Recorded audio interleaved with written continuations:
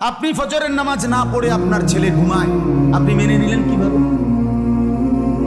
আপনার মেয়ে 14 বছরের যুবতী সুন্দরী মেয়েটা এতটা টাইট কাপড় পরে, 8-7 কাপড় পরে, এতগুলো পাউডার সুনু ফেয়ার এন্ড লাভলি লাগাইয়া এ বুড়ি বাইরে যায়, আমনে মা তাকাইয়া রইছেন, আমনে যে মাতেন না যে জি কারে দেখাইতে যাও? হ্যাঁ, তোমারে যারা দেখবে দুই রাস্তার দুই পাশে, তারা মুত্তা ফানি লয়নি জিঙ্গাও গিয়া পেশাব করে ফানি লয়নি।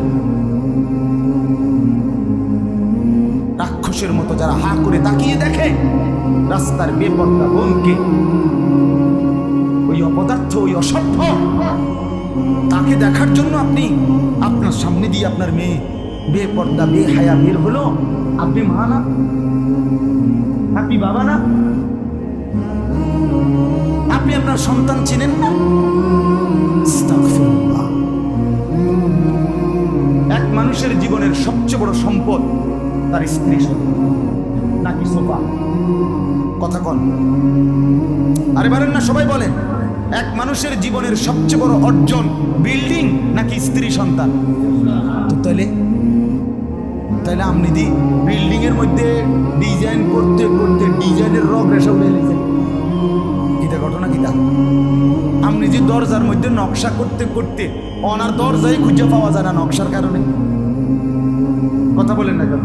সোফার মধ্যে নকশা করতে করতে আপনি দিটার মধ্যে কত জাতের নকশা করলেন, আপনি সোফার কত নকশা করলেন, আপনি ঘরের কত নকশা করলেন, কত রঙে সাজাইলেন, কত কালারের রং দিয়া বিল্ডিং সাজাইলেন। তো আপনার স্ত্রীর জীবন সাজাবেন না? আপনার মেয়ের জীবন সাজাবেন না? আপনার ছেলের জীবন সাজাবেন না? এরা কি ফালতু জিনিস? এরা কি ফেলে দেওয়ার জিনিস যে তোরটা তুই ঠিক কর? বেডিরে কইছেন আপনারটা তোমারটা তুমি ঠিক করো, আমারটা আমি ঠিক করি। ছেলেরে বলছো বাপ তুই তোর হমাইন্না ফুলাইনের লগে তুই তোর মতো ঠিক কর, মেয়েরে বলছে তুই তোর হমাইন্না মাইয়াগর লগে তোর যেটা মনে করে এটা কর। তো এটারই কথা ছিল, এটা তো কথা ছিল। আমার বাবা তো আমার মনে আছে আলহামদুলিল্লাহ, আমার টুপির দিকেও নজর রাখছে, আমার পাঞ্জাবির দিকেও নজর রাখছে, আমার লুঙ্গির দিকেও নজর রাখছে।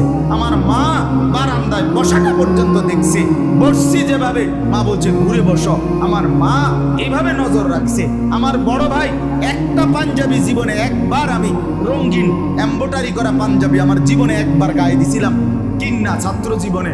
আমার ভাই প্রথম দেখেই ডাক দিয়াই না তাই না সিরা টুকরা টুকরা করে ফেলাই দিছে।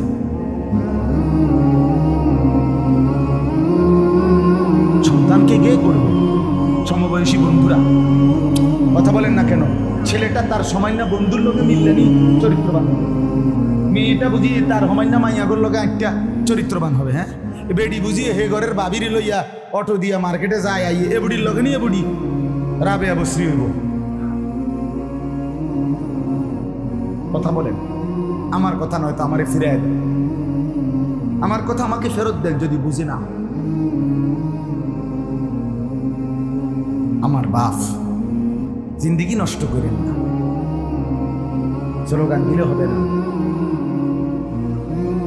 জীবন সাজাইতে হবে, জীবন সাজাই।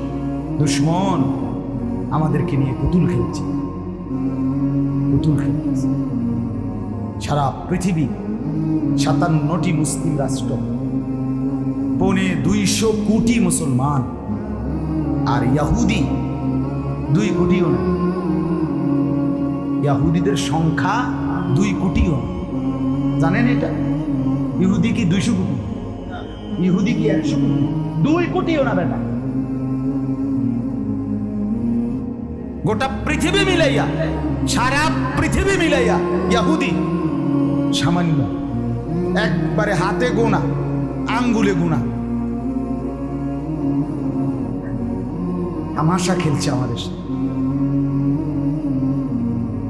পুতুল খেলতেছে, মুসলমানদের রক্তে আল্লাহর জমিন ভাসায় দিছে।